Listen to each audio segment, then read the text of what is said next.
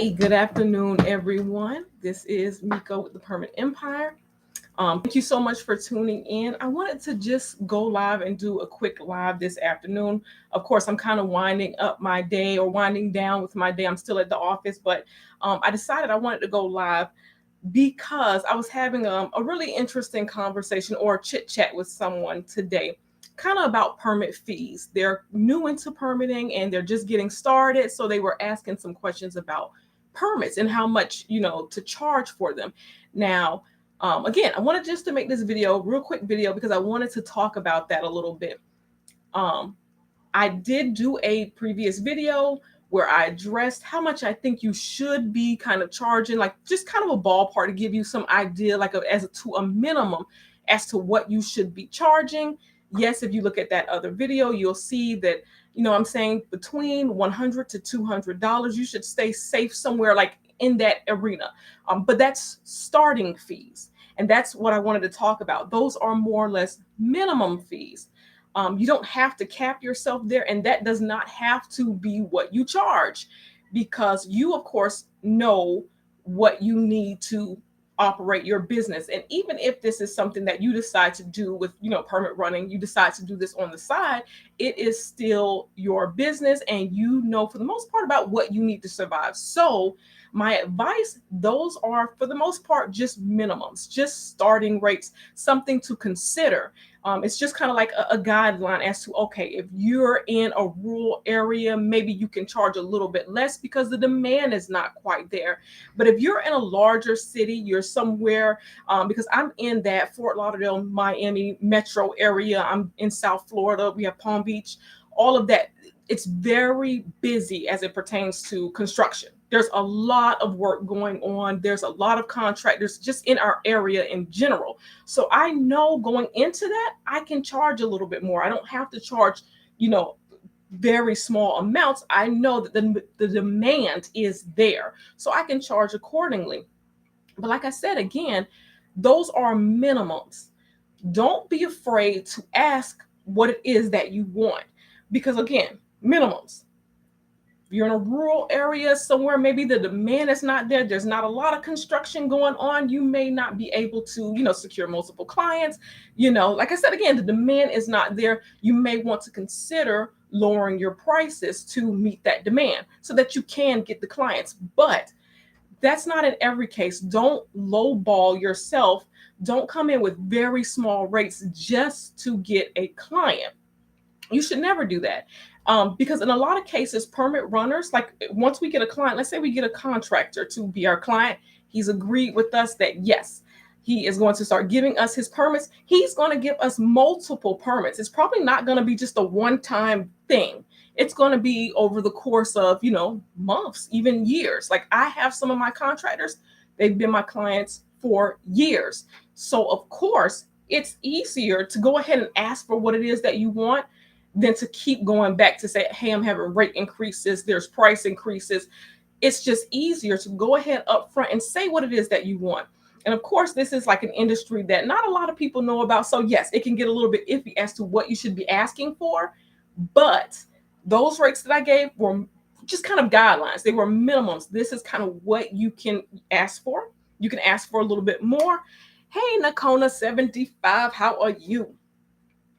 Oh, and you're asking, do you charge a la carte or a set price no matter what type of permit? And no, I don't charge a set rate no matter what type of permit. Some permits are different. Some permits will take more of your time and they will take more of your effort. So you want to charge accordingly. You do not want to get yourself in a situation where, I'm running back and forth to the building department because this is a large project and it's going through to electrical, mechanical, it's going through all these different departments and I've got to be on top of all of that. And I'm charging these minimums. I'm charging small rates. So no, when you're talking about like some of the larger projects, like new construction, you see those homes being built up. That's not just a quick process.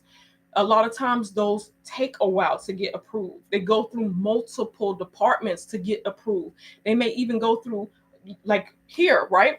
You have to go through the county to get approval first before you can even go to the city and submit a building department. So I'm not going to charge a very small amount. I'm not going to charge the same amount for that type of permit as I would for, let's say, someone's changing out their windows at their home. That's just a smaller process, quicker process. Sometimes you can get those like window and door permits. You can get those approved like in a day. Today I was out at the building department and I did 3 walkthrough permits for windows and doors. That's 3 different window and door projects that I all got approved within a short period of time. For the most part, I'm submitting the documents. I'm waiting for them to process it. They approve it.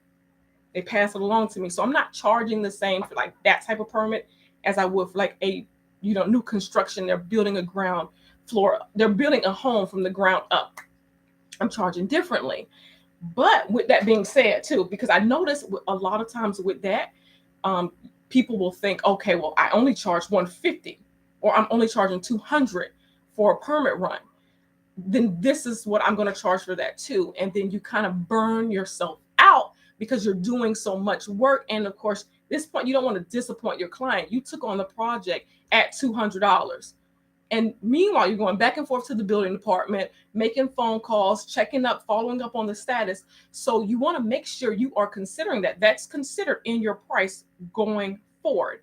But just in general, if you have a contractor reach out to you, feel confident in your pricing. You may not get every contractor. I don't get every contractor that I speak to. But I have enough so that I am operating and that I'm making sure that my bills are paid and that I can have a living off of what I am doing, off of my work. I'm making sure of that. That's first and foremost.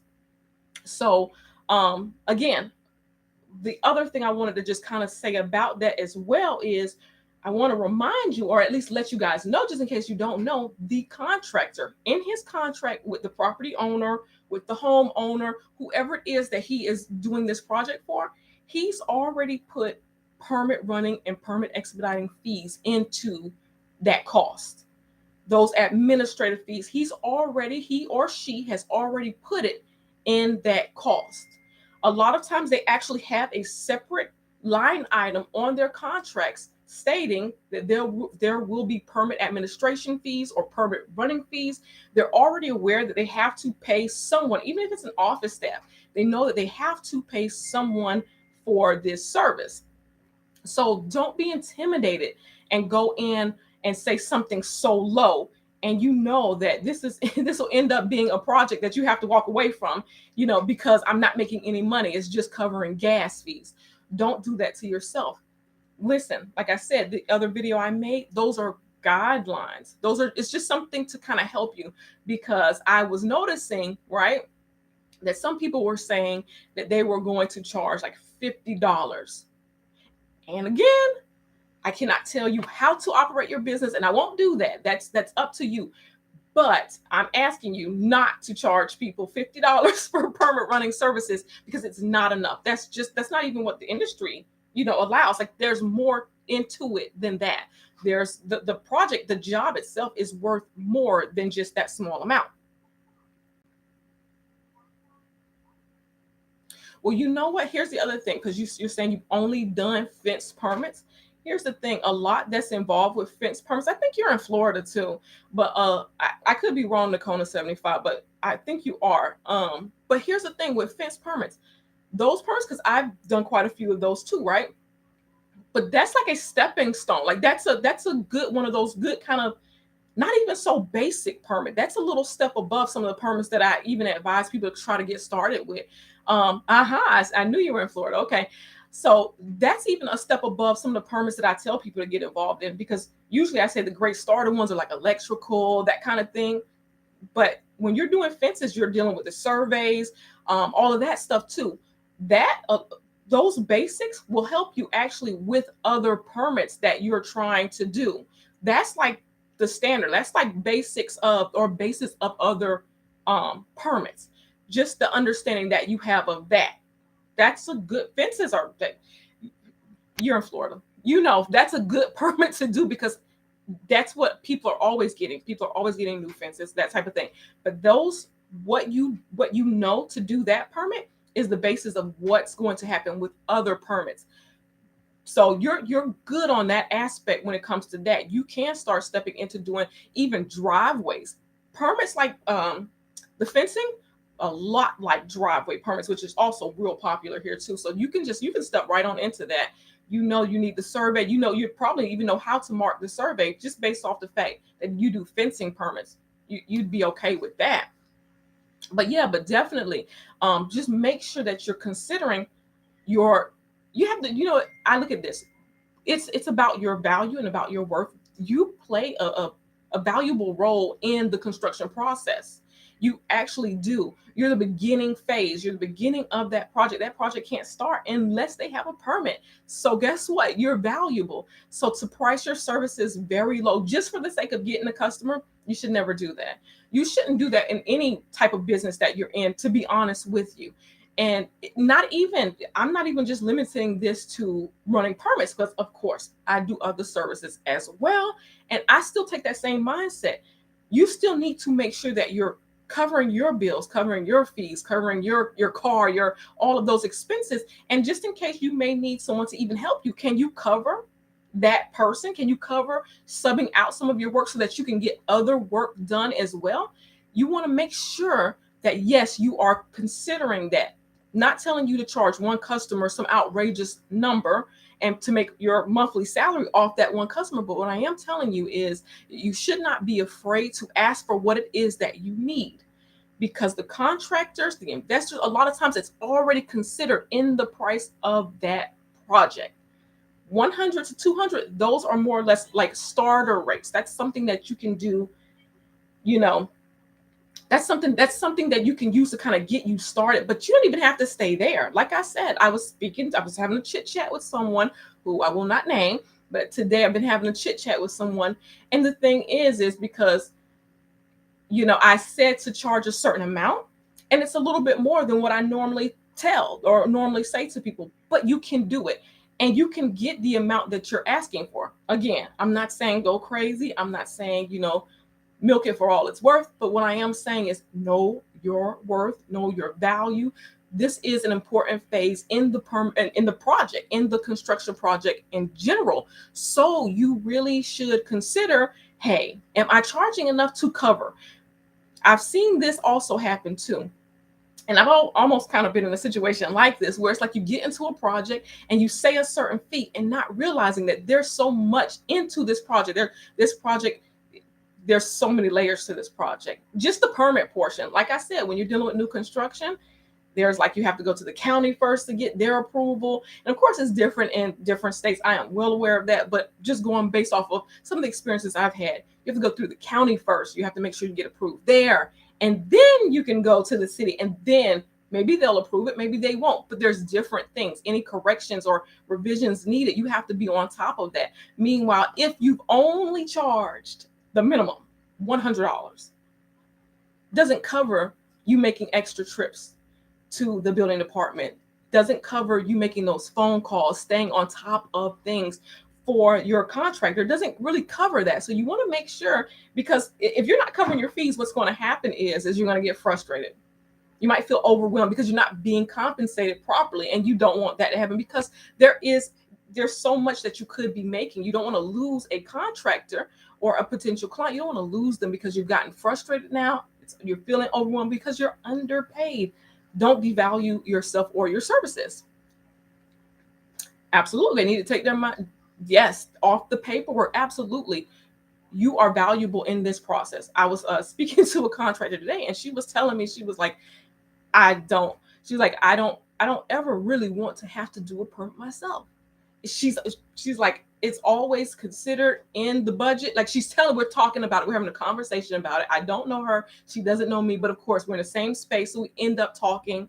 That's how this goes a lot of times, and we're trading information and all of that good stuff. But she's like, I have other things that I could be doing. I'm trying to make sure that my guys are getting to work on time to the project, and I'm trying to oversee that. And then here I am at the building department trying to make sure that this is all okay, and it's not. So of course, that is value. That contractor's time is valuable to them. So they're willing to pay someone to take on certain aspects of that project to, make sure everything's going smooth. Because think about it, even with this, contractors, a lot of times the general contractors, they're not the ones performing the actual service. A lot of times they've hired subs, they've hired other individuals to actually do the physical labor. They understand that their time is valuable out in the field, maybe even, securing more projects. So of course, they're already on top of that. They already understand it. So when you are negotiating fees, don't just start automatically at the bottom because that's, how you get them. No, you want to get them, you want to keep them, but you also want to be compensated fairly. Consider how much you're spending on gas.